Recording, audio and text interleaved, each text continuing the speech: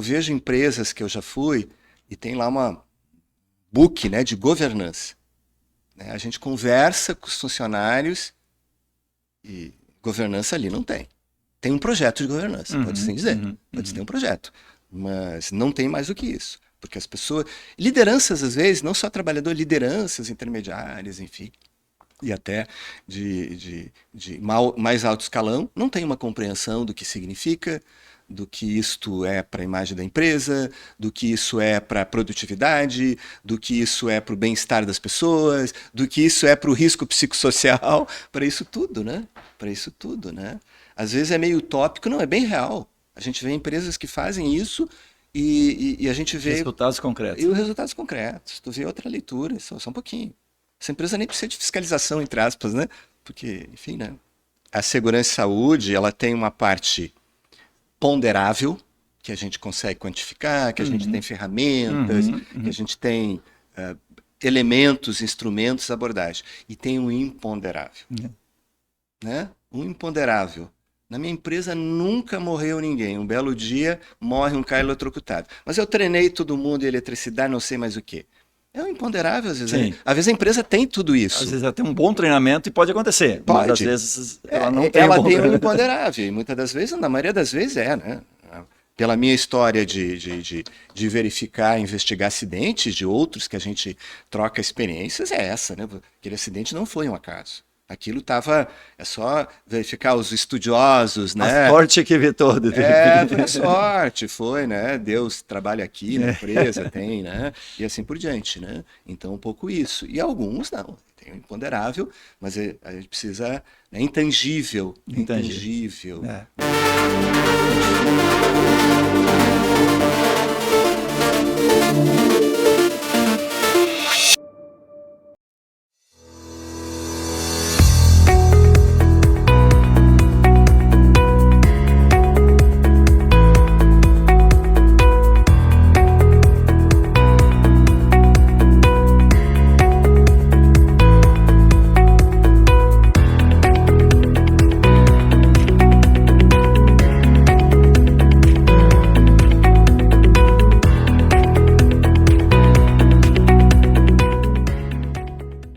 Todo trabalho precisa de segurança. Por isso, existe um Marluvas para todos os riscos que você possa enfrentar. Seja eletricidade, queda de objetos, escorregamentos, umidade, corte, seja qual for o seu trabalho, Marluvas tem a proteção perfeita para você. Diversos riscos, uma proteção. Para ficar por dentro de todas as novidades, nos siga nas redes sociais. Marluvas, a força da história. Olá pessoal, eu sou Alexandre Guzmão da revista Proteção, estou aqui para apresentar mais uma edição do Proteção Tendências. Hoje, de uma forma muito especial, presencialmente, eu tenho aqui um grande amigo, um grande profissional para falar de um grande tema, que é educação em SST. E eu trouxe exatamente para falar sobre isso o meu amigo Roque Pujatti. Tudo bem, Roque? Tudo bem, Alexandre. Prazer estar aqui contigo mais uma vez. Obrigado, Roque. Bom, o Roque ele é consultor em governança de SST, auditoria, gestão e segurança operacional e processos. Ele foi, por mais de 30 anos, auditor fiscal do Ministério do Trabalho. Às vezes ficou Ministério do Trabalho, às vezes ficou Trabalho e Emprego, às vezes ficou Previdência Social, mas acho que nesses anos todos aí ficou mais Ministério do Trabalho mesmo, né, Roque? Sim. O Roque também é engenheiro mecânico, engenheiro de segurança do trabalho e tem uma especialização, um mestrado em segurança de processo e prevenção de perdas na Inglaterra. E exatamente aí que eu queria começar, Roque. Lá nos anos, agora nem me lembro mais, 90 e alguma coisa, né? Tá fazendo 30 anos, então faz 95. 95. 95. Em 1995, chegou uma pessoa aqui na proteção, aliás, não era nesse prédio, era em outro prédio, a proteção. Olha, tem uma pessoa aqui, que é um cara especialista e tal, quer falar sobre o trabalho que ele desenvolveu. Daí a gente se conheceu, Roque Pujatti estava vindo da Inglaterra e veio com umas ideias meio malucas lá, de falar sobre algumas coisas que naquela época não se falava. A gente só falava sobre segurança do trabalho e ANR no Brasil. E o Roque disse assim, vamos trazer uma visão do mundo. E a gente criou, né, graças ao teu esforço, à tua capacidade, a coluna internacional que mais tarde virou De Olho no Mundo. 30 anos, Roque. Perfeito, Alexandre. Muito, muito contente de estar com o teu público, queridos e queridas colegas profissionais da área de segurança e saúde. É sempre um prazer estar aqui junto contigo, junto com a revista Proteção, nessa parceria que vai completar agora no final do ano 30 anos. Foi em novembro? Quando foi a primeira edição, foi em novembro de 1995. Eu cheguei no Brasil em setembro de 1995 da Inglaterra. Ficou quanto tempo lá, Roque? Eu fiquei 2 anos. 2 anos. E aí, quando eu chego no Brasil, Alexandre, eu vi que nós tínhamos realmente revistas tradicionais, né? Nós tínhamos um maior número que tem hoje, né, de revistas, sim. né? Hoje nós reduzimos muito, o que é um problema também, né, de divulgação do conhecimento também. Exatamente. E aí eu olhei as revistas e nenhuma delas falava aquilo que tu comentaste, né? O que acontece no mundo. Era mais o nosso Brasil, da nossa realidade, tinha alguns colunistas que traziam alguma informação. E naquele momento é importante lembrar os nossos queridos prevencionistas, né, nosso colega, que não tinha nada de internet. Não tinha internet nessa época. Então não era botar no Google lá, segurança do trabalho na Austrália. Não tinha isso. Tinha que vir uma revista da Austrália ou alguém que tivesse ido num congresso, trouxesse um vídeo, umas coisas assim, era uma coisa do outro mundo, né? Exatamente. A internet estava começando, mas era muito embrionária. Embrionária, sim, era muito difícil até o acesso. Era fazer aquele... A gente tinha que discada ainda na internet. Ainda caía, era muito caía a conexão. A conexão, né? Então a ideia, Alexandre, naquele momento, foi ofertar para o público brasileiro, para uma revista, né, que estava crescendo muito, a gente visualizava, né, estava um público muito qualificado, né, foi uma revista que tem uma história de qualificação, de compromisso com a verdade, compromisso com a técnica, de compromisso com o saber, né, repassar o saber, claro, tem vários aspectos na revista, mas esse é uma das essências da qualidade técnica daquilo que é publicado. E aí, obviamente, eu vim aqui na revista, em outro local que era a sede da revista, e apresentei uma proposta, na época, para ter uma coluna ou eventual, né? A minha ideia nem era mensal, era eventual. E aí você entendeu na época que faltava esse foco, né? Numa revista, né? Mostrar o mundo da época, mostrar o que tinha na Europa, nos Estados Unidos e outros países, né? Com relação. Como é que eu montava a coluna naquela época? Era de revistas. Algumas eu conseguia, alguns profissionais me conseguiam uma informação, me passavam. As pessoas não têm ideia de como era difícil. Era muito artesanal. Era muito difícil ter acesso às informações. Montar uma coluna era muito difícil, montar 10, 12, 15 pequenas. E a ideia da coluna... E era coisas muito objetivas, eram tópicos, sempre foi a tua ideia, trazer muita informação. Ou seja, provocar as pessoas, né? Provocar o desejo da informação. E tem histórias maravilhosas, né? De um ex-aluno, porque na época não tinha eu colocar o site, a revista não ia colocar, porque não existia site. Sim, ainda não tinha. Eu botava o endereço. E tinha pessoas que mandavam uma carta. Endereço da revista entidade, lá na Inglaterra, nos Estados Unidos, né? Na Suécia, eu lembro que eu encontrei um ex-aluno, ele mandou uma carta. Que legal. Porque ele precisava daquele assunto, e não tinha outra opção, né? O que eu tinha era uma notícia pequena também, eu nem podia ajudar ele, né?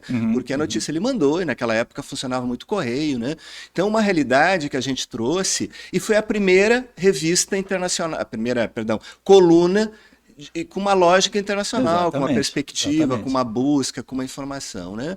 E continua até hoje, hoje já num outro tempo, hoje ela é diferente, né, Alexandre? Sim. A pessoa põe no Google, né, ou numa plataforma de busca e vai ter informação. O que eu procuro passar hoje são informações o mais atualizada possível. Obviamente uma revista tem 1 mês, né, entre a elaboração da coluna e a publicação, né? A notícia não pode ser uma notícia instantânea, porque 1 mês depois ela já não é mais instantânea, já é ultrapassada, já até esquecemos, né, aquela notícia. Então a notícia é antecipatória. Então só um exemplo, na próxima coluna que os leitores vão estar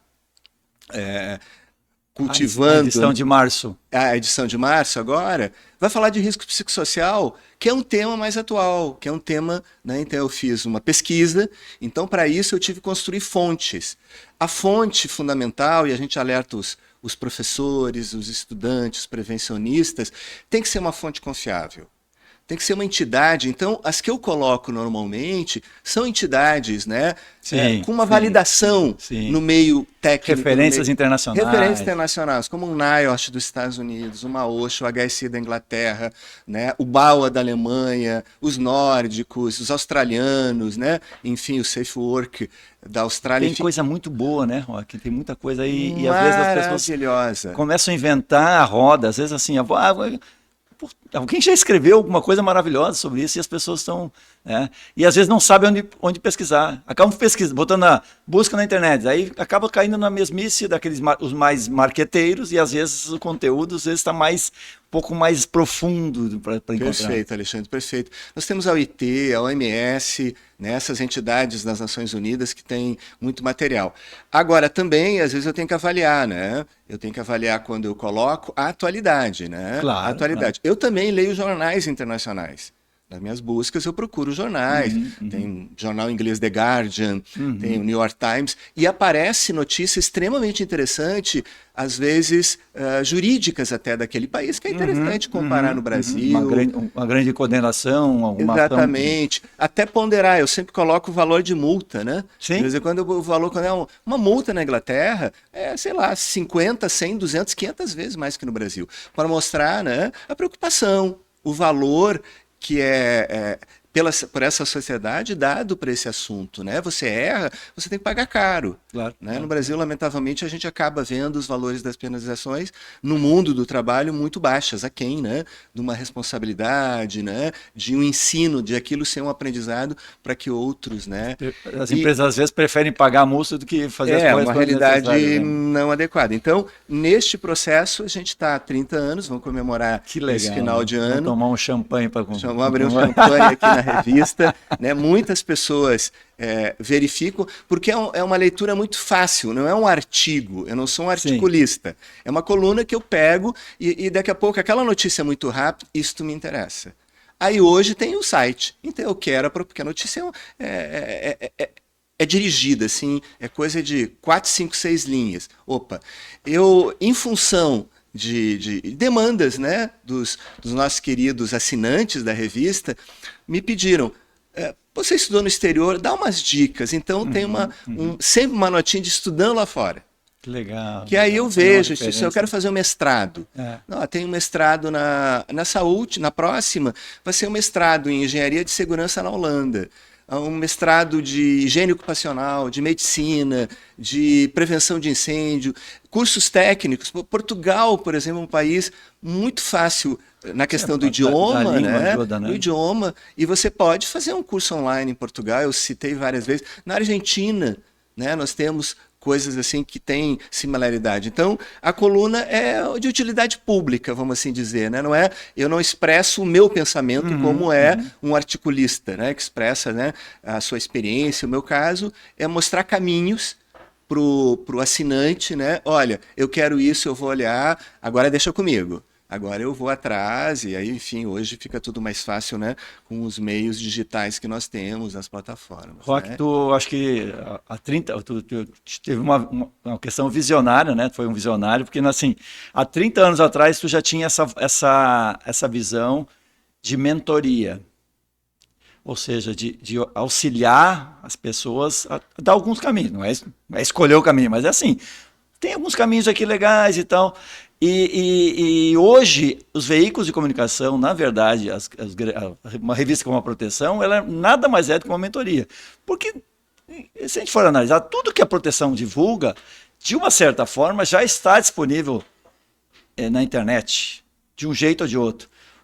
O que a gente faz é tentar selecionar as coisas e encontrar o que é mais relevante para as pessoas, né? Porque cada vez as pessoas têm menos tempo para ler ou para se informar, e nesse caminho ajudar a dar um rumo adequado. E tu, desde a primeira edição, sempre teve essa visão de ir lá beber na fonte e ajudar as pessoas a encontrar esse caminho. Sem dúvida, né?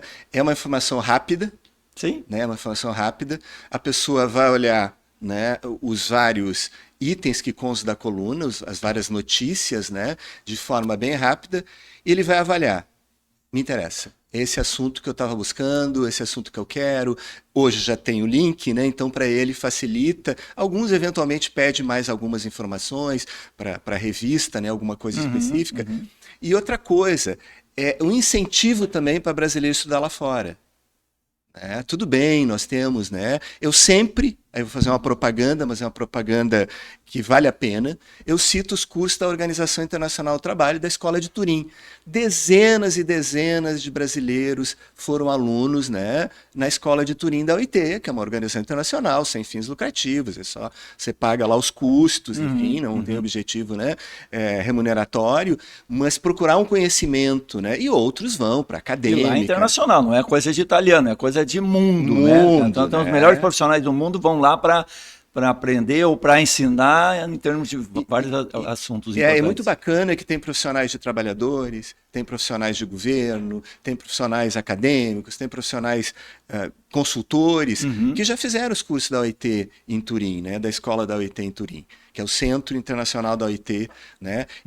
Então essa informação é bacana porque a gente repete, né? E as pessoas só um pouquinho, vou ver se eu consigo na minha agenda ficar um mês, vou economizar, ou consigo uma meia bolsa, enfim, né? Então você consegue. Então qualificar também o profissional brasileiro em nível global, né? Nós temos um respeito, né? Eu participei por décadas de reuniões internacionais, e a gente tem uma história, uma trajetória, né, muito interessante, obviamente adequada, né, uma realidade socioeconômica de um país, né, emergente, que a gente considera. Falou de Turim, a semana passada eu vi uma live, vamos dizer, uma live, era um seminário da Firjan, do Rio de Janeiro, sobre os riscos sociais, e o nosso amigo Lumbreiras participou, que é um grande profissional, hoje afastado, né, da Ministério do Trabalho, hoje ligado à OIT, está em Budapeste, né? Isso. Mas ele estava em Turim fazendo não sei se um treinamento, exatamente, quando participou do evento que tratou sobre os riscos psicossociais no evento da Firjan semana passada.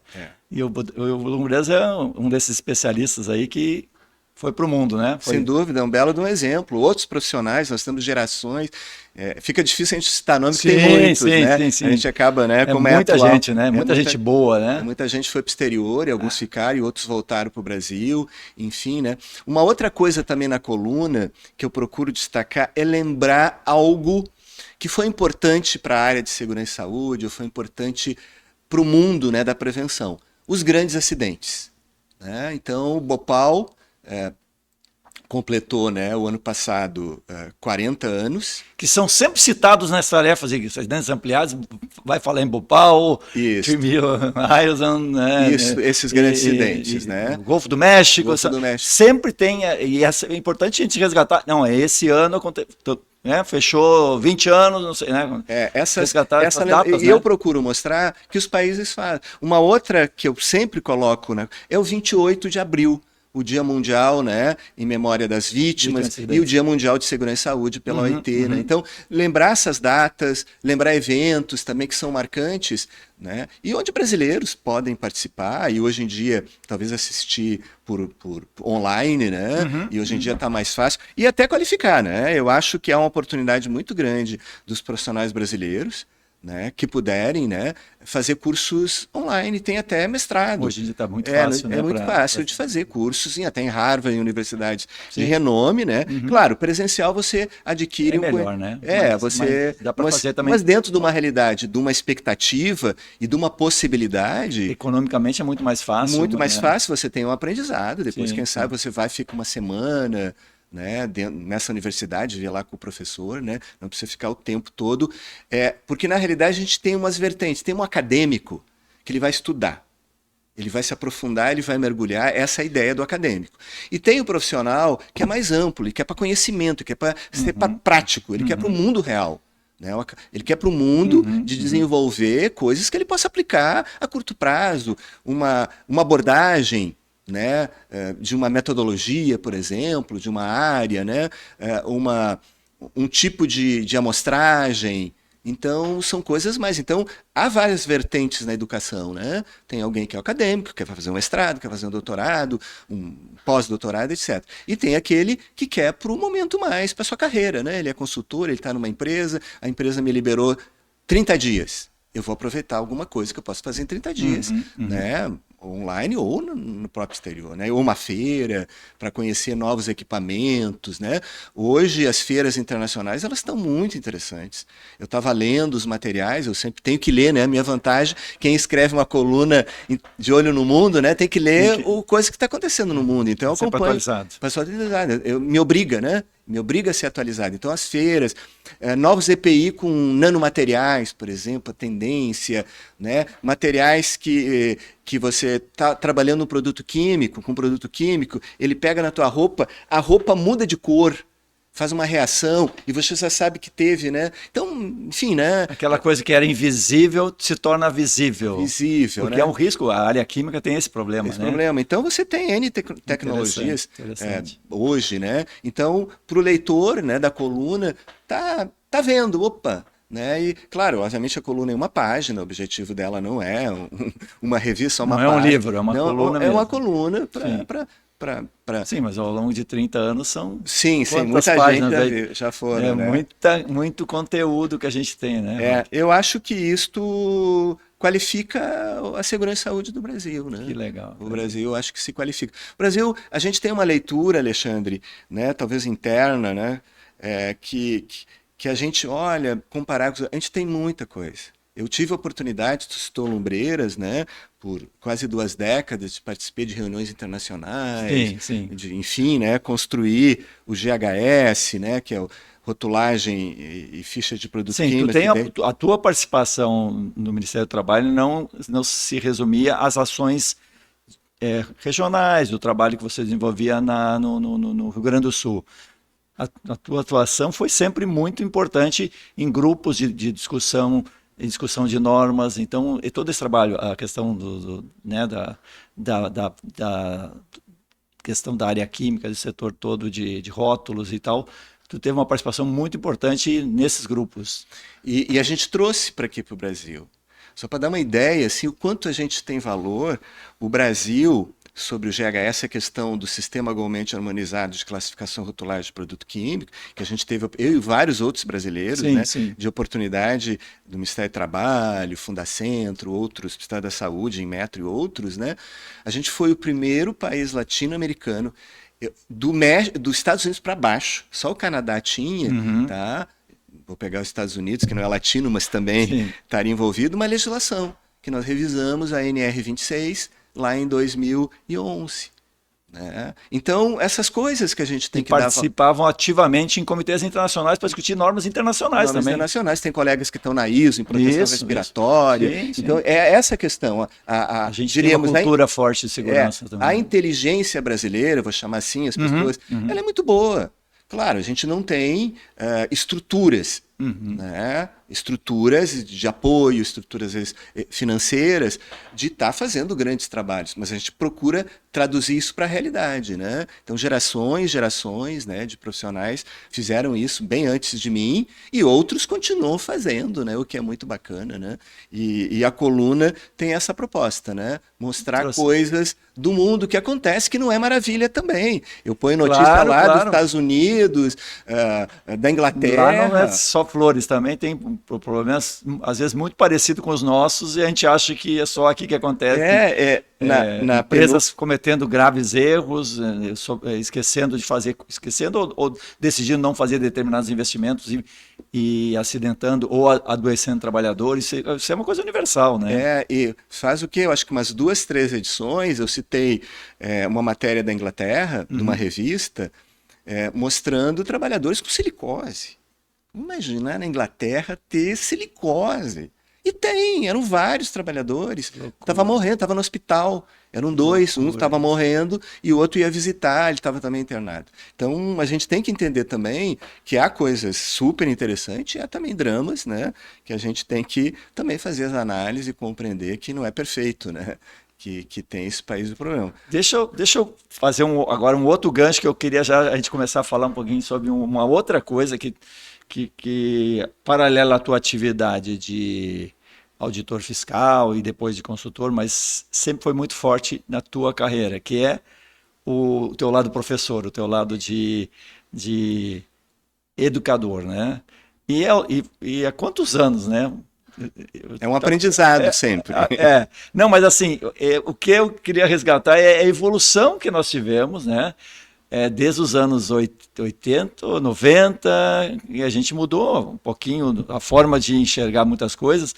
E o processo de educação na SST, ele teve uma mudança, eu não sei se é evolução ou involução, mas em alguns momentos é evolução, em alguns momentos é involução, mas de certa forma a gente viveu uma grande modificação na forma da capacitação, dos treinamentos, e acompanhou isso lá de trás, né? Acompanhou como às vezes como o Ministério do Trabalho numa campate da vida, ou como professor de cursos de tech segurança, que eu sei que foi muito atuante, ou cursos de engenharia de segurança, ou outros cursos também. Então, como é que foi para ti acompanhar esses 40 anos, eu acho que... Quanto tempo tu está na área? Mais ou menos, 40 vamos mudar de assunto, não vai falar muito desse negócio aí. Mas é uma história interessante para ti. A evolução da educação para o trabalhador em segurança e saúde. E para os profissionais também, né? Profissionais também, né? Você tem esse aspecto. Eu acho assim, a gente fazendo de maneira bem breve, nós temos os anos 80... Vou pegar 80, 90, né? Que é o início, né? 80 que é o início que começa... 78 foram 78, as NRs, que foi o marco. E toda a norma, né? Ela tem um período as normas de maturação, né? Perfeito. Ela leva 5, 10 anos, às vezes, 3 anos, depende. Algumas são mais rápidas, outras nem tanto, precisa de revisões para elas pegarem. Uma nunca pega. Tem algumas que realmente essa norma, né? Tem uma resistência, não pegou, né? Tem algumas que a gente... E uma muito fácil, né? NR33, uma norma que pegou fácil, né? Todo mundo fala NR33, espaço confinado. E tem outras normas, né, que patinam mais, enfim. Mas a evolução da educação, a gente começa de uma educação presencial, os cursos, né? Era o curso de CIPA, era o curso de mapa de risco, era o curso de EPI, esses cursos mais clássicos à época, né? Nós tínhamos pouca oportunidade nos anos 80, nesse período. Só que é importante resgatar nos anos 90, Alexandre, que é que nós tivemos, né? E aí eu vou destacar uma entidade, né? E destacando ela, eu destaco outras entidades que trabalharam com a pedagogia da educação para o trabalhador, não é para o profissional, é para o trabalhador. E a Fundacentro realmente foi um fórum de inteligência, eu vou dizer assim, de debate para esse assunto. E, lamentavelmente, esse assunto, como tu falou, se perdeu no tempo. As pessoas, né, passaram, já não estão mais com a gente. Lembrar uma pessoa muito querida, e lembrando ela, eu lembro todas, a Maria Mucilo, que era aqui da Fundação do Rio Grande do Sul. Maria Mucilo, professora maravilhosa. Saudosa memória, faleceu recentemente, durante a Covid, foi, né? Sim. Mas era uma energia focada 99,9% em educação para trabalhadores e para profissionais. Dentro da Fundacentro, uma série de outros colegas, outros profissionais maravilhosos. Então, só que isso se perdeu, certas coisas se perdeu, as instituições se perderam, como formar um trabalhador na lógica da segurança e saúde, né? Então, elas tinham essa tarefa e fizeram, né, no seu tempo, no mapa de risco, na educação, né? Como é que eu ensino o trabalhador? Não é alguém vendo um vídeo que vai aprender, né? Resgatar até Paulo Freire, essas figuras aí da aprendizagem, né? De como ensinar, né? De metodologias e outros, né? Só cito Paulo Freire porque é uma figura brasileira, né? Mas existem outros brasileiros. Um modelo bem interessante de aprendizagem. Então, o que nós passamos? Então, nós passamos anos 90 disso. Nos anos 2000, nós tivemos... E aí as normas foram um aspecto importante, elas são um aspecto importante, da ebulição de capacitações para determinadas NRs. A gente tinha, né, algumas, a CIPA e algumas outras nos anos 90. Nos anos 2000, nós tivemos 2004, NR10. Tá? 2006... E a norma mesmo já tinha um forte muito da norma já falava em treinamento, em adequação, em preparo dos trabalhadores. Já era de uma experiência de grandes empresas que já tinham isso e trouxeram para a norma, o que é uma coisa muito bacana, né? Trazer da realidade para o texto normativo, que as experiências são boas, são. Então eu incorporo que valha para todos. É até democrático nesse processo, né? De incorporar para todos. Então nós tivemos a 10, a 33, depois nós tivemos a 12 lá em 2010, a 35, a 20, etc.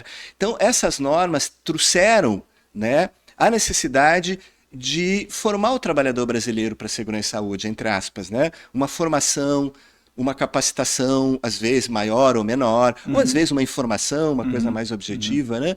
Então, para ele estar atuando nesse processo. E vem até hoje. Então, isso é uma coisa, se eu for comparar com outros países, a gente não teve um modelo assim. Um modelo de, em 2 décadas, a gente estruturar um mercado, que eu sempre digo, né, para os colegas, um mercado de capacitação. Muitas pessoas hoje, colegas profissionais, vivem disso. Vivem capacitando, né? Vivem, né? Grandes empresas trabalhando, pequenas, médias também, trabalhando exclusivamente com treinamento de trabalhadores e profissionais, né? Isto foi uma transformação também. Ela foi rápida, talvez ela não considerou um aspecto, Alexandre, muito importante, que é a eficiência do aprendizado, que eu acho que é uma palavra-chave, né, que tu colocou ali antes, né, na tua fala, é a eficiência desse aprendizado. E aquela geração que eu citei, a Maria Mucilo, buscava, na época, que o aprendizado, o ensino-aprendizagem, que a gente chama... Qualidade nisso. Exatamente. Ela tivesse, né, o resultado. O que a gente vê, lamentavelmente, às vezes, muitas empresas fazendo mais para cumprir a norma... Obrigação legal. Obrigação legal, e não extrair daquilo, porque ela paga, porque ela contrata um profissional, né, uma mudança dentro, uma mudança... uma cultura prevencionista mais aprimorada, trazer mais conceitos, mudar a forma de ensino também, pegar profissionais, né? Porque a forma de ensino é muito importante, né? Tu falaste das gerações, né? Nós estamos hoje numa geração, e tu sabe bem disso, como jornalista, né? Muito mais do que eu, né? Jornalista e responsável por uma revista, né? Que é a leitura, né? Então, a sequência das últimas gerações... e estudos provam isso, né? Não é nós que estamos falando, lê menos, lê muito menos. Então, eu preciso ter estratégia para... Como é que eu envolvo esse jovem num tema tão importante que é a preservação da vida no local de trabalho? Como eu capturo ele na sala de aula? Exatamente. Então, esse é o desafio de um professor. Eu imagino que o professor hoje ele tem uma concorrência terrível. Milhões de interesses na internet e um professor falando na sala de aula. O professor hoje, ele tem que ser, né, um malabarista, né? Ele precisa fazer um espetáculo maravilhoso. Fazer um espetáculo. Ele tem que mostrar o texto técnico, o texto legal, mas ele tem que mostrar uma realidade fora da sala de aula. Eu sempre disse, Alexandre, sempre digo que o professor precisa traduzir para esse aluno o que ele vai fazer com aquilo. Ele precisa mostrar no mundo real, não mostrar num PowerPoint, né? Ele precisa mostrar, precisa dar exemplo, ele precisa trazer a experiência, que é um aspecto fundamental, que esse jovem não tem. Envolver o aluno. Porque o aluno entra numa plataforma, um chat GPT, ele tem tudo, ele tem mas ele não tem experiência. Ele não tem a forma como aquilo vai ser aplicado, os problemas que já teve, coisas que ele experienciou daquele tema. Então, hoje, o professor ele tem uma responsabilidade de trazer a sua bagagem, não ter medo de mostrar coisas bacanas e suas falhas também. Já que ele é um profissional, se ele já foi um profissional antes de professor hoje, ele é um profissional também que ministra aula, né? Então, nesse sentido. Então, hoje, as novas gerações são... E outra coisa, né? No passado, o professor dizia, cala a boca, batia na mesa e todo mundo respeitava. Hoje, você tem que argumentar por quê, né? Pô, eu estou reclamando, professor, você está ensinando ele bem. Impõe de um jeito ou de outro a forma de ensinar. Hoje o jovem não quer mais dessa forma e vai exigir um tipo de qualificação, de envolvimento muito mais efetivo para... O professor hoje tem que mostrar por que você está aqui dentro e o que vai ser seu cenário amanhã. Você fala, por que eu estou aprendendo isso? Que no passado não precisava explicar. Ele já tinha uma ideia e tal. Hoje não, tu vai aprender isso por causa disso, porque pode acontecer isso. Né? Então, esse é um aspecto, esse é um desafio para os profissionais de educação. Como transmitir e o aluno capturar, utilizar as técnicas, enfim, né, que estão disponíveis, e fundamentalmente a experiência dele. Eu também assisto aulas, né? Eu também, porque é importante, né? Eu assisto em aulas super bacanas, né? E eu observo, uma experiência pessoal, que certos temas já foram, ele existe há décadas, ruído existe há décadas.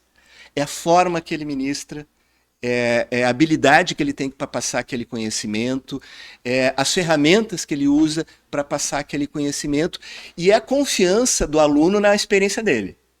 Se o aluno não... Né, que nem jogador de futebol, né? Vaia, né? Se o aluno, se o jogador não... E a bola vai pro cara lá, o cara vai errar em bola, né? Exatamente. Coisa... É um pouco isso, o que passaram para aquele perna de pau, passa pro outro que é bom, né? É um pouco e isso, a gente né? é mesmo, numa sala de aula, é isso aí. Esse cara não entende nada. O cara pode ser bom, mas eu não acredito nele. Daí não fica difícil. A empatia ali não bate, né? E eu observo em lives de profissionais que eles estão ensinando que eu já aprendi há décadas, não mudou muita coisa, mas a forma é diferente. A abordagem, né, como ele traz aquele assunto, que na época não tinha nem condições dos anos 80, dos anos 90, e ele traz. Então, é um grande desafio. A gente tem hoje, na questão da educação, que eu observo profissionais que realmente capturam, né, de uma forma super interessante o aluno, e outros, o aluno está ali por alguma razão, obrigatório, ou realmente comprei o curso errado, lamentavelmente, porque ele não está... Deixa eu voltar um pouquinho, tu falou uma coisa que eu acho que é muito importante, que é a questão do, focando mais agora no treinamento do trabalhador ou do profissional, que é aquele investimento que a empresa faz. Eu estou partindo do pressuposto que eu não estou comprando certificado, que é outra coisa, que a gente não vamos nem falar sobre isso, que tem muita gente que a gente sabe que vende e que compra, né? Sem dúvida. Mas vamos lá, vamos pensar então na empresa, e mesmo isso além de ser um crime, é uma burrice que a empresa está fazendo, porque ela está fazendo de conta. A princípio, alguém discutiu isso anos e anos para chegar à conclusão que o cara precisa ter esse treinamento. Não é por assim, vamos fazer o cara só por bobagem. Se um cara trabalhar com energia elétrica, ele precisa ter treinamento para aquele negócio. Vai trabalhar em espaço confinado, precisa ter treinamento para evitar que ele sofra um acidente e com consequências graves. Mas assim, vamos descartar o treinamento proforme, proforme não, esse ilegal que seria, né? Vamos pensar aquele treinamento mais... tem que contratar, tem que treinar esses caras aí 12 horas, 20 horas. Pega o mais barato, né? E bota na sala de aula e com um certificado na mão resolve o problema. Eu acho que se a empresa pensasse dessa forma para treinar as suas equipes nas atividades essenciais, vamos pensar lá a equipe de vendas, a equipe de desenvolvimento de produto e tal, se ela pensasse dessa forma, ela ia quebrar, né? Porque assim, eu estou pegando hora dos meus trabalhadores, eu estou pagando para eles fazerem um curso ruim, só porque ele é mais barato, que não vai representar quase nada. E quando a gente fala de segurança do trabalho, claro que não é atividade fim da empresa, a atividade de segurança do trabalho, ela está junto, mas ela não é fundamental.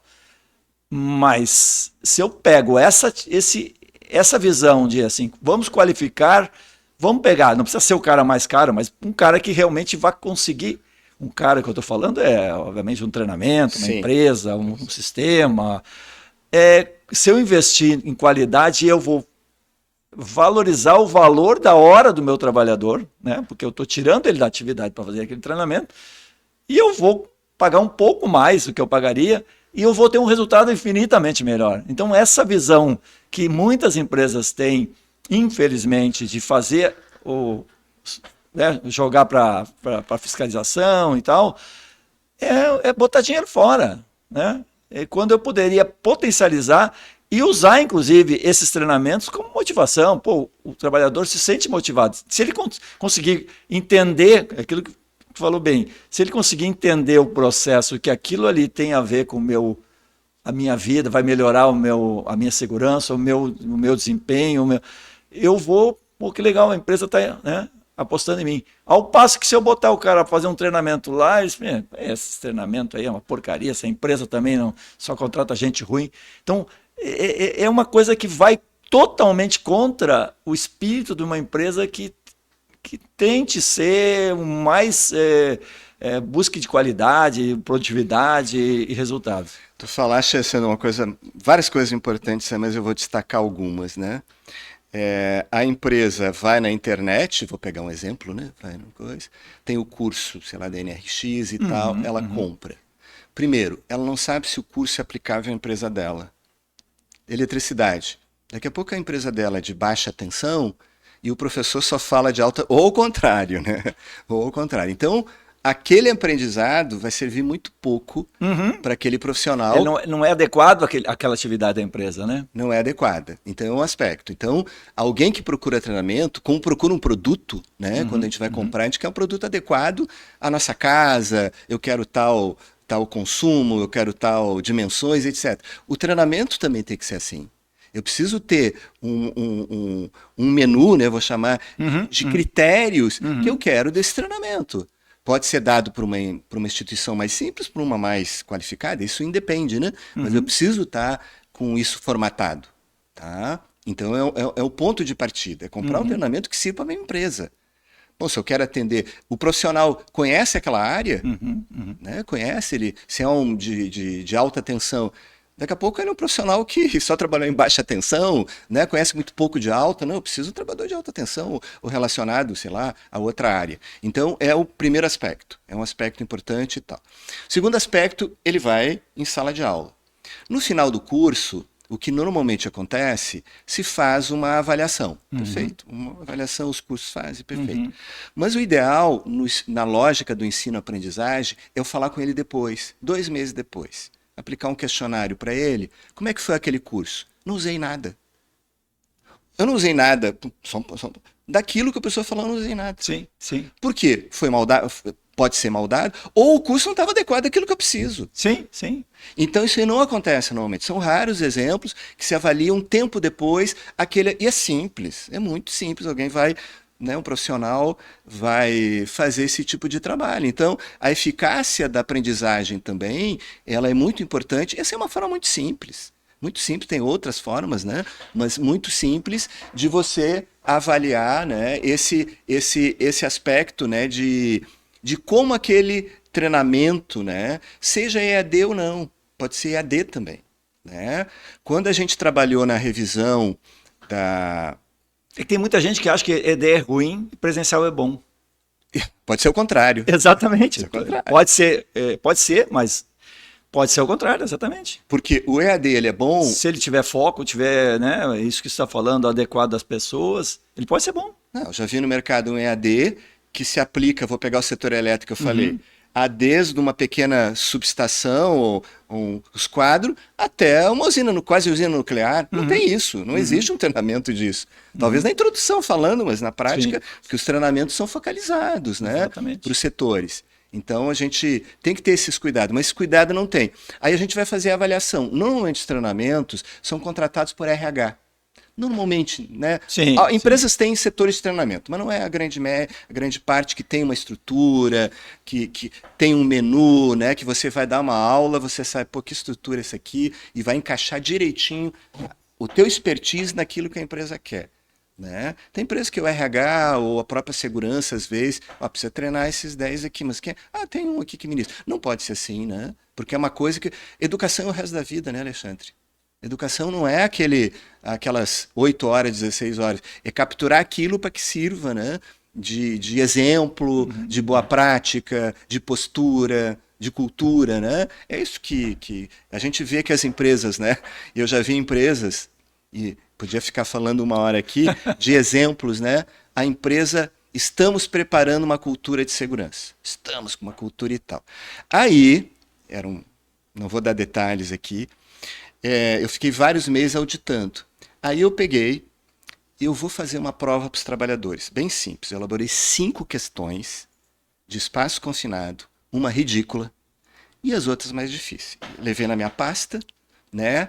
E estava acompanhado por o técnico, né, de segurança da época.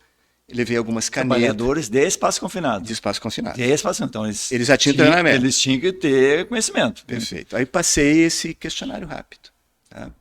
Aí eu peguei o questionário e entreguei para o técnico, você faz a avaliação.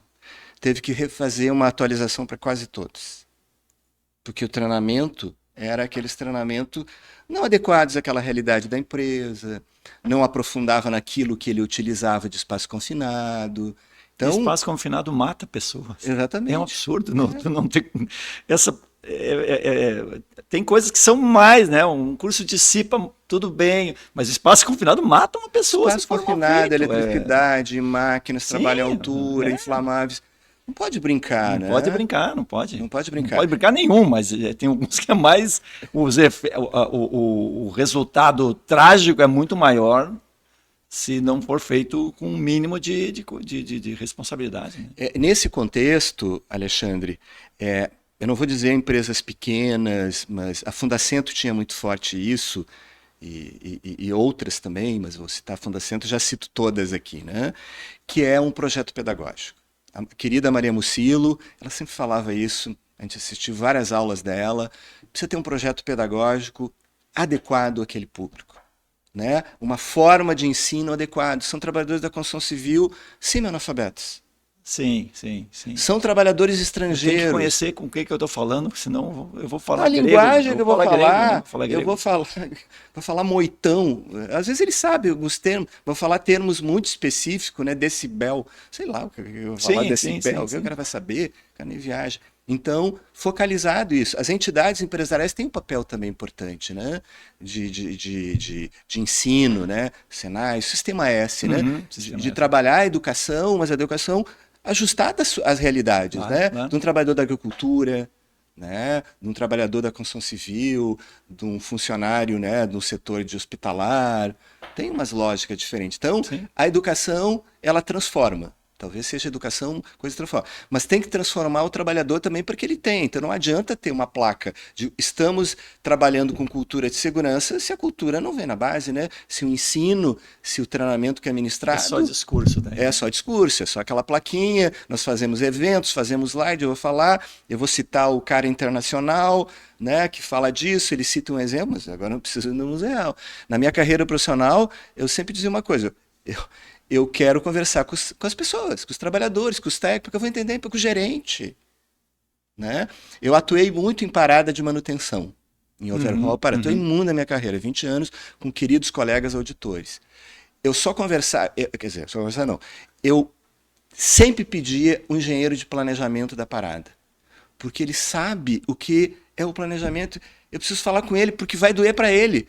Se tiver uma coisa grave, vai sobrar para ele. Eu preciso dialogar com ele. Ele conhece, então, conhecer as pessoas que sem o processo de gestão vai facilitar muito do que, às vezes, conversar com uma pessoa que não vai ser de repassar aquela informação. Né? Então, isso que é um aspecto importante, né? Da gente estar tratando a questão da educação. Né? Educação transforma. Em segurança e saúde, ajudou bastante. Temos nomes brasileiros de referência, temos gerações de professores de referência, gerações que estão vindo também. Os desafios são bastante grandes agora, com online, com EAD, com uma geração que não lê menos, né? Ela tem uma outra forma, né, de capturar. Né? Eu dou um exemplo. Eu ministro aula, né, uma disciplina na medicina do trabalho. Eu mostro vídeos e fotos. O profissional de medicina nunca entrou na fábrica. Ou raros entraram. Eu preciso mostrar um ambiente para ele. Como é que é o negócio lá dentro. Ele precisa saber. Eu preciso mostrar. Ele conhece um hospital, mas uma fábrica ele não sabe. E ele vai ser um médico, né? Que vai ser um médico de trabalho de um frigorífico, de uma clínica. O que é isso? O que é um espaço? Vai ter que ter capacete, vai ter que ter botina, vai ter que botar uma roupa, né? Então, entrar, né? A imagem para esse profissional de medicina, ela tem a técnica, sim, claro, sem dúvida, né? Mas a imagem facilita para ele. Isto é uma caldeira, um equipamento, isso tem calor, tem ruído. Ele começa a ter uma leitura mais fácil, ele começa, sim, então ele começa, pô, que bacana, né? Mostrar um vídeo de uma situação, de uma fundição, né? Ou algum outro setor no hospital. Então, a habilidade também de repassar o conhecimento é uma virtude do professor, né? Ele tem que ser essa virtude. E vai ser mais bacana para o aluno, né? O aluno, pô, que bacana, o professor me mostrou depois de 10 anos, aquelas aulas que a gente tinha dos nossos professores antigos, né?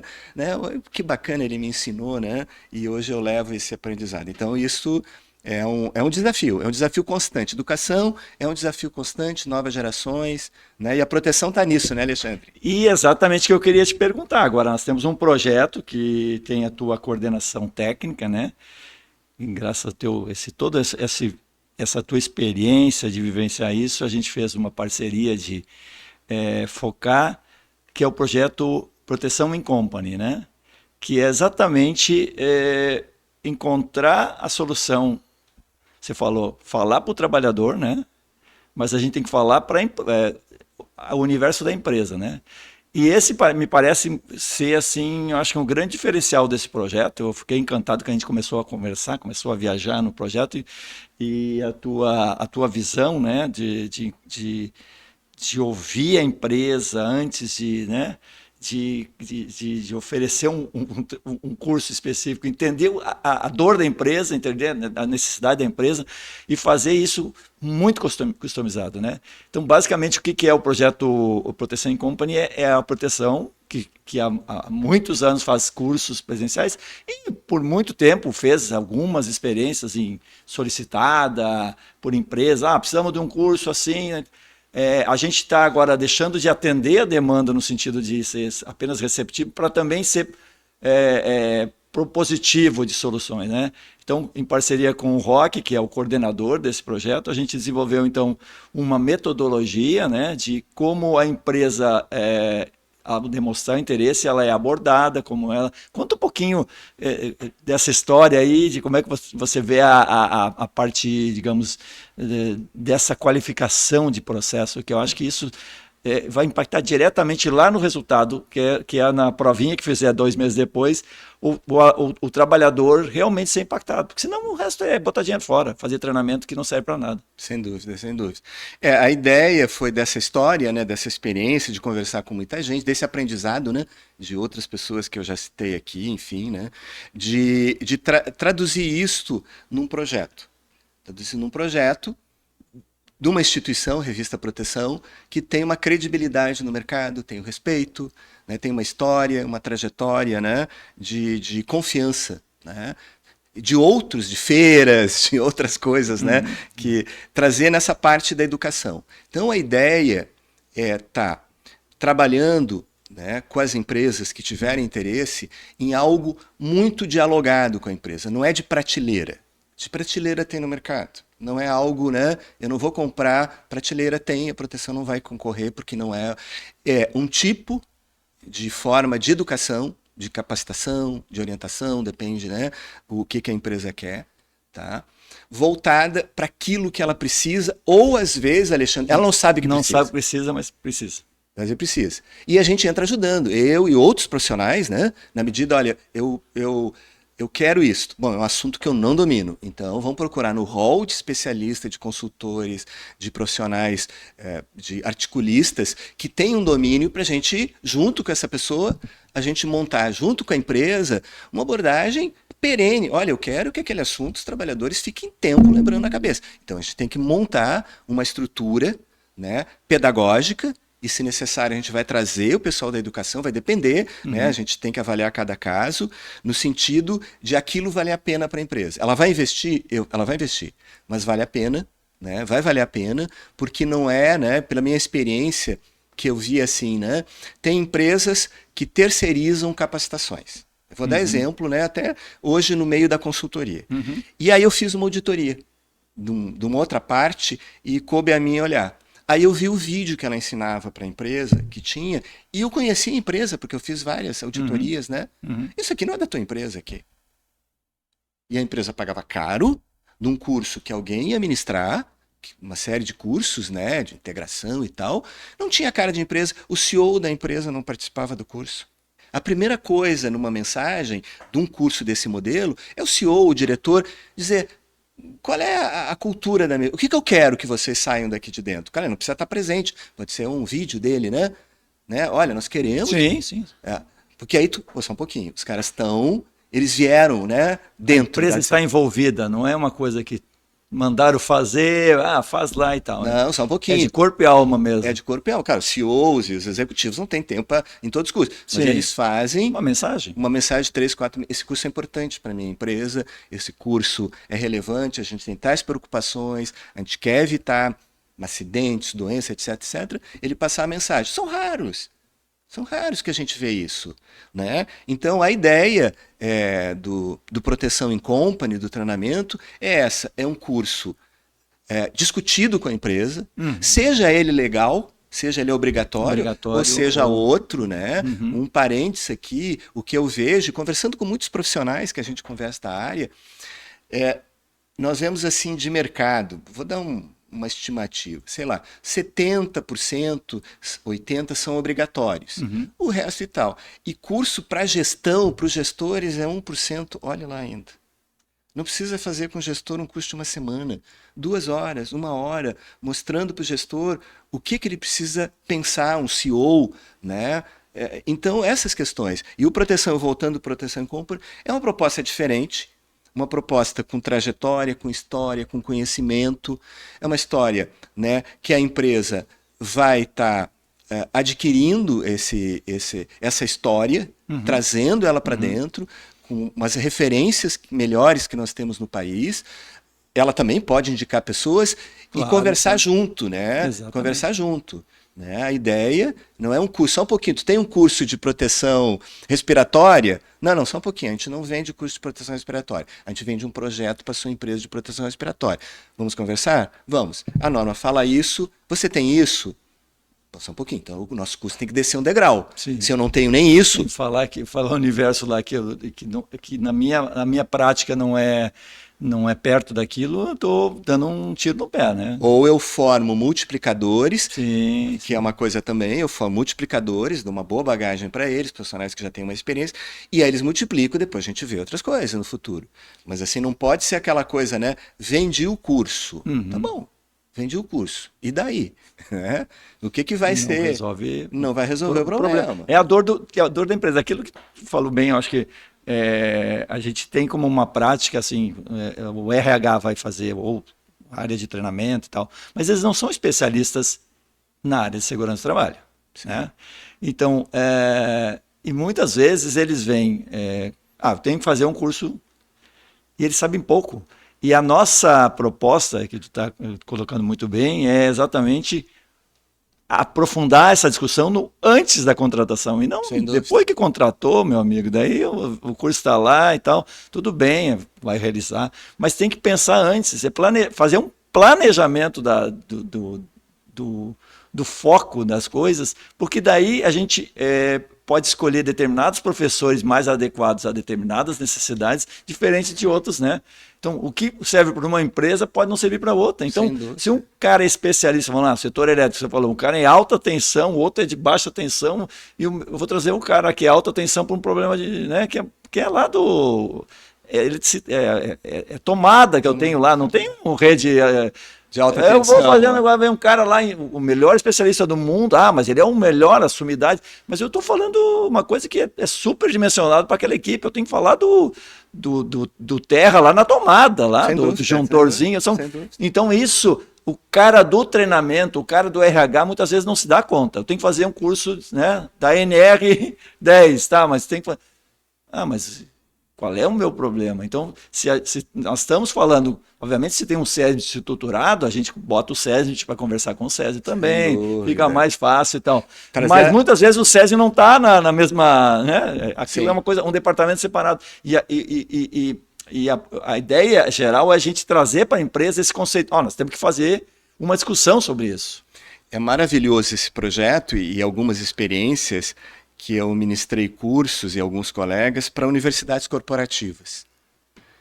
Né? Quando a universidade corporativa ela procurou aquilo que ela precisava. Terminou o curso, é aquilo que eu precisava.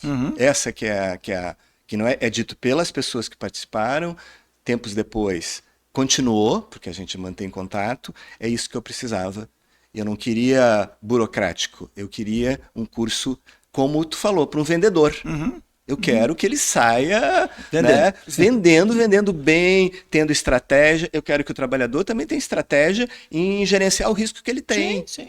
Olha, ele vai procurar, vai avisar a chefia, ou ele resolve, ou ele fala com o mecânico de manutenção, ou ele fala com, sei lá, outro profissional, que ele tenha a assertividade. Porque o trabalhador, se ele não tem uma educação, ele passa a ser meio reativo, né? Ele também passa. E a empresa diz, não, mas eu treinei os trabalhadores. Aliás, a primeira coisa que dizem, né? Os trabalhadores estão treinados. Cara pálida, né? Quando a gente brinca, né? Que treinamento você fez, Não né? funcionou esse negócio Não funcionou aí. o treinamento, que o cara morreu. E foi relacionado a isso. Ah, não foi, tudo bem, se não foi. Mas muitas vezes, ele foi treinado. Né? Não é isso só. Ele teve uma atualização depois, enfim, todo um processo, né? Que eu acho que a segurança e saúde tem um universo enorme para frente. E é uma mudança também de conceitos, como se trata, né? E a Fundacentro, eu vou voltar, aquelas pessoas, elas tinham essa leitura, né? De como eu ensino e como isso fica perene. Claro, hoje tem muita tecnologia, hoje é coisa muito rápida, né? Comparado a 30, 40 anos, é coisa muito rápida, ele precisa tem riscos às vezes, né? Mas ter essa em todas as áreas, na ergonomia, na higiene, né? Da empresa, né? De como ela trabalha isso. Eu diria que uma relação custo-benefício vale muito a pena. Vale muito a pena porque um treinamento não custa milhões. Né? Não é uma máquina que custa milhões, aí você contrata um trabalhador mal treinado, né? Enfim, né? Não qualificado aquele tipo de produto. Ah, mas o fabricante me deu uma aula. Não, o fabricante te ensinou, mas ensinou segurança, o fabricante vende o produto. Raros. Eu sempre pergunto. Se não operar aquela Se não operar, aí eu perguntava, né, nas empresas que eu ia, mas quem conhecia a segurança, ele sabia que apertava o botão aqui para a máquina. Mas os conceitos de segurança da máquina? Ah, não, isso aqui tem que contratar um profissional da área. Não, gente. Tu tem que ter alguém no processo que te dê essa bagagem para o trabalhador, né? Não ter um acidente e tal, né? Então, eu acho que eu penso assim, eu e muita gente, né, profissionais que a gente tem contato, né, que a educação, ela é importante, agora ela tem que ser muito bem escolhida. Não pode ser algo que eu compro numa prateleira e não olho a qualidade. A gente não pega, né, uma fruta no supermercado e começa a olhar, né? A gente olha assim, algumas frutas, né? É a mesma coisa. Eu tenho que olhar, fruta podre, né? Tem certas frutas, né, que a gente vai, tá podre. O melão, né, como saber. Ou às vezes ela é super bonita, vai comer, ela não tem gosto de nada. Né? Então saber escolher, né? Obviamente tem a questão econômica, a gente entende, né? Tem a questão econômica. Não é para qualquer empresa, porque nós estamos falando de treinamentos in company que são específicos e tem pequenas empresas, obviamente, vão ter que depender de treinamentos junto ou mais de prateleira. De prateleira, porque a gente está falando de perder tempo e conhecer, entender o processo, tentar usar a empresa como exemplo, trazer exemplos da empresa, porque isso que fica muito mais próximo, né? Quando eu começo a falar das coisas que é do dia a dia dele, do departamento tal, do setor tal, do processo tal, é muito mais fácil o trabalhador entender do que eu falar, existe uma empresa assim e tal, que fala, né? Uma coisa mais genérica. O trabalhador, ele se sente próximo do curso porque ele entende muito mais facilmente que o exemplo é o exemplo dele, né? E o professor pode entrar nesse processo e entender melhor. O professor, e no nosso caso, né, profissionais assim, que tiveram, meu caso, vou citar um exemplo, e inúmeros outros, né, de ir em vários ambientes de trabalho, que a gente ia um dia no outro, em vários setores, alguns projetos, a gente consegue capturar mais e entrevistar o trabalhador. Né? Eu vejo empresas que eu já fui e tem lá uma book, né, de governança. Né? A gente conversa com os funcionários e governança ali não tem. Tem um projeto de governança, pode assim dizer. Pode ter um projeto. Mas não tem mais do que isso. Porque as pessoas... Lideranças, às vezes, não só trabalhador, lideranças intermediárias, enfim, e até de mais alto escalão, não tem uma compreensão do que significa, do que isto é para a imagem da empresa, do que isso é para a produtividade, do que isso é para o bem-estar das pessoas, do que isso é para o risco psicossocial, para isso tudo, né? Para isso tudo, né? Às vezes é meio utópico, não, é bem real. A gente vê empresas que fazem isso E a gente vê... Resultados concretos. E os resultados concretos. Tu vê outra leitura, só um pouquinho. Essa empresa nem precisa de fiscalização, entre aspas, né? Porque, enfim, né? E às vezes a alta liderança, ela acha que está sendo feito Sim. de acordo com Perfeito, isso, Alexandre. e alguém no meio decide, não, mas não vamos fazer assim. Isso é bobagem, não sei o quê. E acaba minando o processo. E isso só vai estourar quando der uma coisa grave, um grande acidente, ou uma fiscalização que vai lá e vai constatar que está tudo errado. E o cara, normalmente o gestor vai dizer, ué, mas eu nunca disse para fazer assim, né? Sim, Muitas vezes, né? É. Dificilmente o gestor lá em cima disse assim, vamos precarizar, vamos baixar não sei o quê, vamos contratar o pior, vamos contratar, né? E acaba indo contra o espírito da empresa. E uma coisa importante também, que eu acabei esquecendo de comentar, e que a gente observa hoje no mercado, tu falou de gerações, é a geração que fez profissionais, né? Técnicos, engenheiros, enfim, os profissionais todos da área, que usam muito o treinamento online. O Alexandre, eu preciso ver pegar um decibelímetro, Alexandre.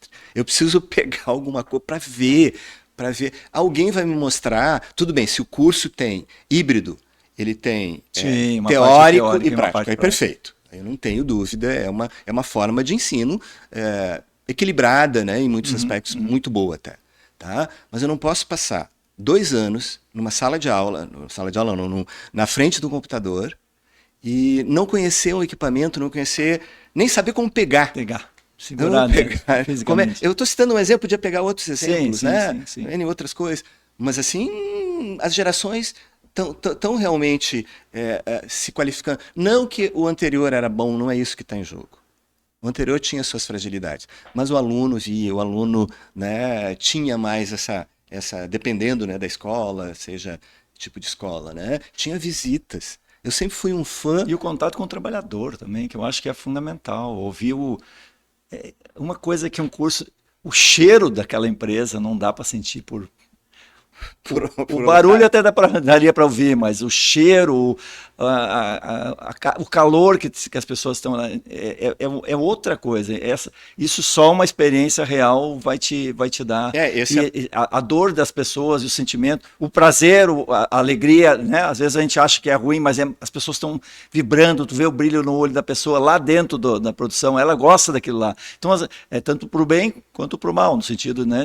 Eu não consigo identificar isso, às vezes, numa chamada de vídeo, no EAD. A chamada de vídeo não é para isso. Uma live é para resolver. Para resolver uma situação. Problemas ou resolver questões. E outra coisa, né? A gente tinha uma lógica no presencial, não é ser, né, ultrapassado, não, é ser realista. Do professor ter suas relações e os alunos ter relações de professores. Gerações e gerações, eu e trocentos professores aí, né, tinham sua geração encontro e tal. Hoje não existe mais isso. Você não faz relação com o aluno, eventualmente pontual. É uma coisa muito pontual. Antigamente era direto.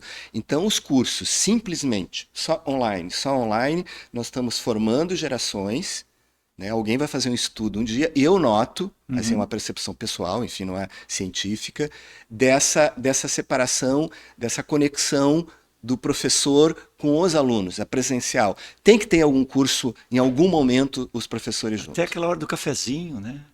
Vai lá, tudo. Não, mas dá uma quebrada na coisa, né? Faz uma mudança. E fica muito distante. Então, na pandemia, eu presenciei isso, né? Então, gerações, eu não conhecia o aluno. Às vezes o aluno abria a live, né, do computador. Quem é esse cara? Só foi meu professor. Gente, alguns, né? Como é presencial, tu lembra da imagem, tu lembra do nome e tal.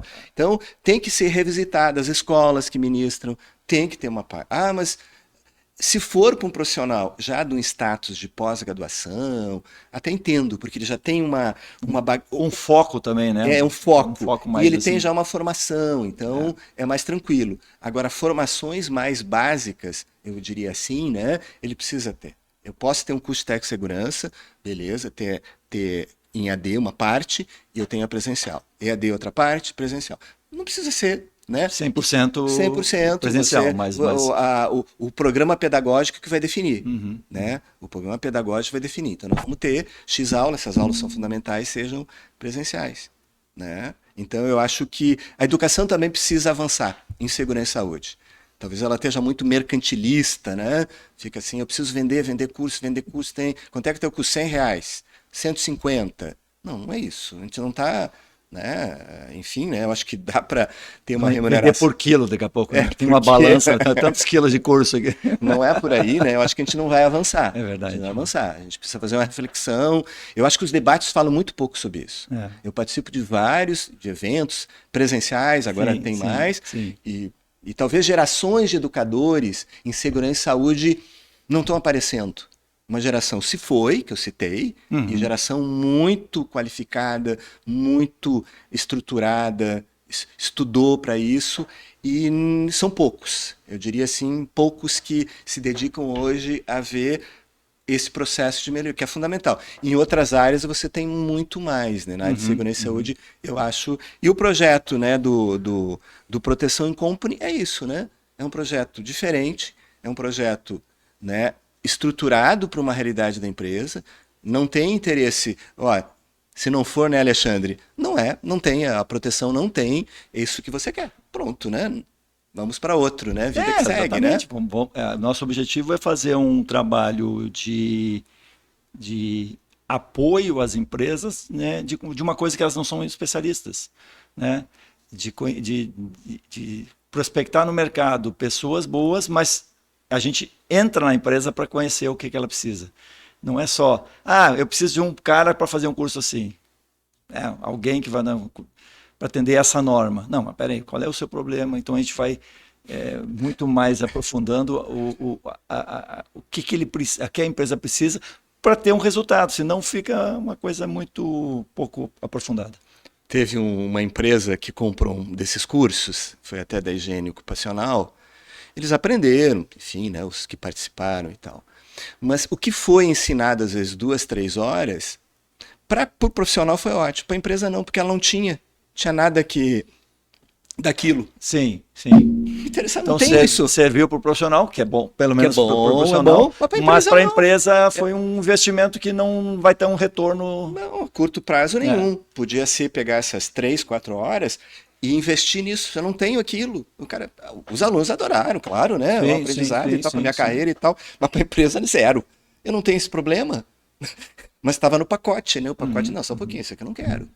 Eu quero, né, uma salada de frutas, mas eu não quero essas frutas aqui. Sim, né? sim. Tem alergia, sei lá e tal. Não quero. Sim. Né?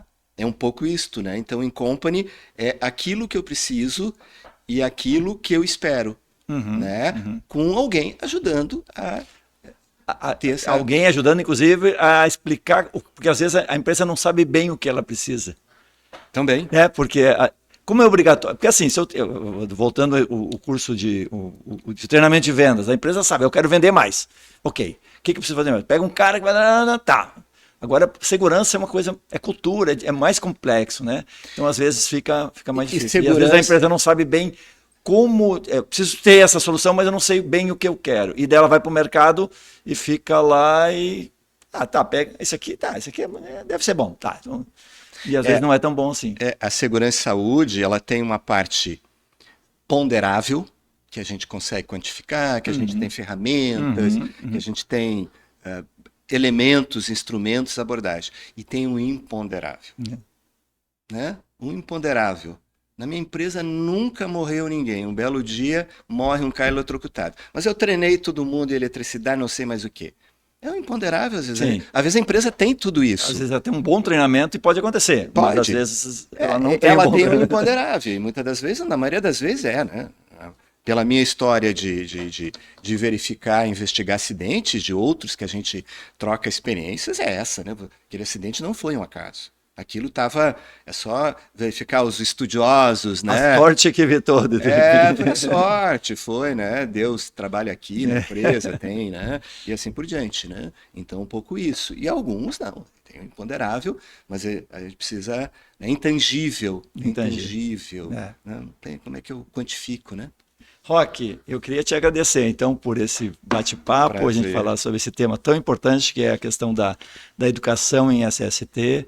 É, e, e fico feliz que você esteja com a gente fazendo esse projeto, né?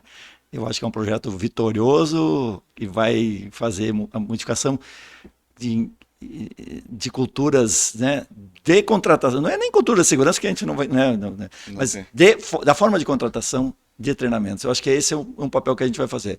Independente de fazer com a proteção em company ou com outra empresa de boa qualidade, é importante que as empresas comecem a repensar um pouquinho esse processo, que eu acho que isso pode representar numa grande evolução. Queria te agradecer pelo bate-papo. Eu que agradeço 30 anos de proteção. Muito obrigado, Alexandre. Bom, estamos encerrando então nossa Proteção Tendências, que ouviu o engenheiro de segurança do trabalho, Roque Pujatti. Semana que vem a gente volta com mais um Proteção Tendência. Até lá, pessoal. Tchau, tchau.